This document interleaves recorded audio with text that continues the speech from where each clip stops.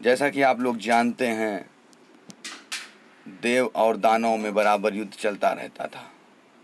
दानव हमेशा से स्वर्ग पे कब्जा करना चाहते थे। वे हमेशा अमृत को पाना चाहते थे। देव अपने को बचाने के लिए वे भगवान विष्णु की शरण लेते थे। एक बार एक महान राजा, राक्षसों के राजा हुए राजा बलि, जिनकी शक्ति बढ़ती जा रही थी।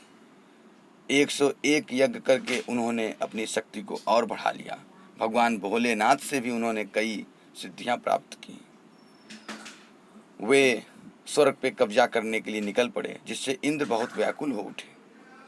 तब नारद मुनि ने उनको सुझाव दिया कि वो भगवान विष्णु की शरण में जाएं।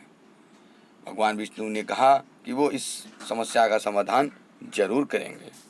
भगवान विष्णु एक बामन का रूप लेकर राजा बलि के दरबार में गए।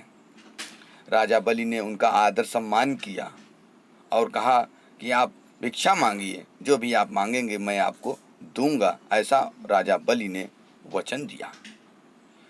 राजा बलि के वचन देने के बाद विष्णु भगवान, जो कि बामन रूप में थे, उन्होंने सबसे पहले अपना रूप बहुत विराट कर लिया, बहुत बड़े हो गए। उन्होंने 3 पग धरती मांगी। पहले पग में उन्होंने आसमान नाप दिया, दूसरे में धरती नाप दी, और तीसरा पग के लिए राजा बलि ने अपने सर को दिया। भगवान विष्णु उनकी इस बात से बहुत प्रसन्न हुए और उन्होंने कहा कि वरदान मांगो, क्या चाहते हो। बलि ने वरदान मांगा कि वो उनके द्वारपाल के रूप में रहेंगे पाताल लोक में, जिससे लक्ष्मी माँ चिंतित हो उठी। वे भगवान भोलेनाथ के पास गईं और बोली कि मैं कैसे अपने प्रभु को अपने बैकुंठ लोक बुलाऊं। तब जो है शंकर जी ने कहा कि आप राजा बलि को राखी बांधिए, रक्षा सूत्र बांधिए और उनसे उपहार स्वरूप अपने पति को मांग लीजिए। लक्ष्मी माँ ने वैसा ही किया।